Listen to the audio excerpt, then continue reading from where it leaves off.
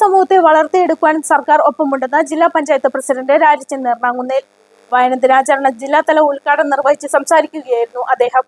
ദിശാബോധവും അറിവുമുള്ള സമൂഹത്തെ വളർത്തിയെടുക്കാൻ സർക്കാർ ഒപ്പമുണ്ടെന്ന് ജില്ലാ പഞ്ചായത്ത് പ്രസിഡന്റ് രാജചന്ദ്രൻ എറണാകുന്നേൽ പറഞ്ഞു. പൈനാവ് MRS സ്കൂളിൽ സംഘടിപ്പിച്ച വായനാ ദിനാചരണം ജില്ലാതല ഉദ്ഘാടനം നിർവഹിച്ച് സംസാരിക്കുകയായിരുന്നു അദ്ദേഹം. അറിവ് പകരുന്ന നല്ല പുസ്തകങ്ങൾ വായിച്ച് നല്ല പൗരന്മാരായി തീരണം.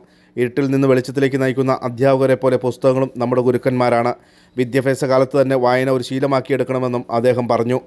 ഈ വായന എന്ന് പറഞ്ഞാൽ, അല്ലെങ്കിൽ പുസ്തകം എന്ന് പറഞ്ഞാൽ ഗുരുതുല്യമാണ്.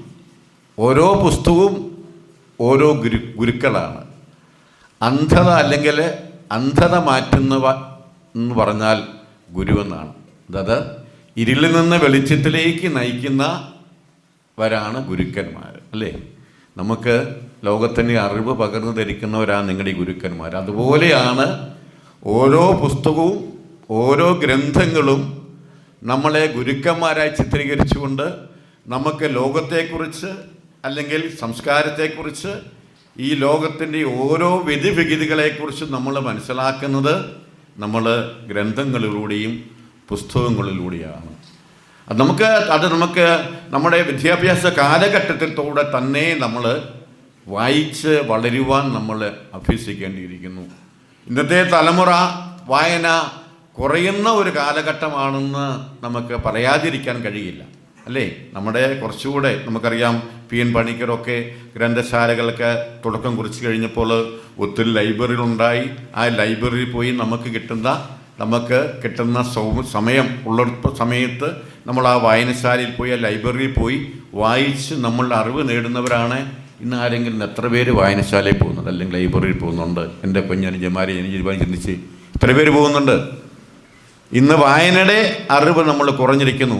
ഇന്ന് നമുക്ക് മൊബൈൽ വന്നപ്പോൾ നമ്മളെല്ലാവരും മൊബൈലിൽ ചൂണ്ടുന്ന വ്യക്തിത്വങ്ങളായി മാറി, അല്ലേ? അല്പസമയം കിട്ടിയ ഞാനാണേലും അവിടെ ബഹുമാനപ്പെട്ട ബ്ലോക്ക് പഞ്ചായത്ത് പ്രസിഡന്റ് ഇരിപ്പുണ്ട്. നമുക്കറിയാം, നമ്മൾ സകലം സമയം കിട്ടിയ നമ്മൾ നമുക്ക് നമ്മുടെ വേണ്ടതാകാം വേണ്ടാത്തതാകാം.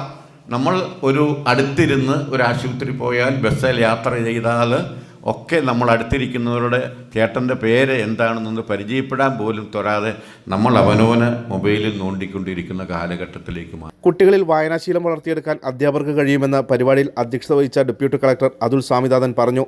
സ്കൂൾ പഠനകാലത്തെ തൻ്റെ വായനാനുഭവങ്ങൾ അദ്ദേഹം പങ്കുവച്ചു.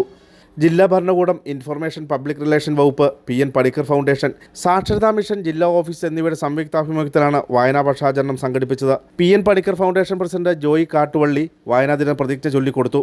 വായനാ ദിനത്തോടനുബന്ധിച്ച് ഫാദർ ഡോക്ടർ മനോജ് ലഹരി ബോധവൽക്കരണ ക്ലാസ് എടുത്തു. വായനാ ദിനത്തോടനുബന്ധിച്ച് സംഘടിപ്പിച്ച സാഹിത്യ ക്വിസ് മത്സരത്തിൽ വിജയികൾക്കുള്ള സമ്മാനങ്ങളും ചടങ്ങിൽ വിതരണം ചെയ്തു.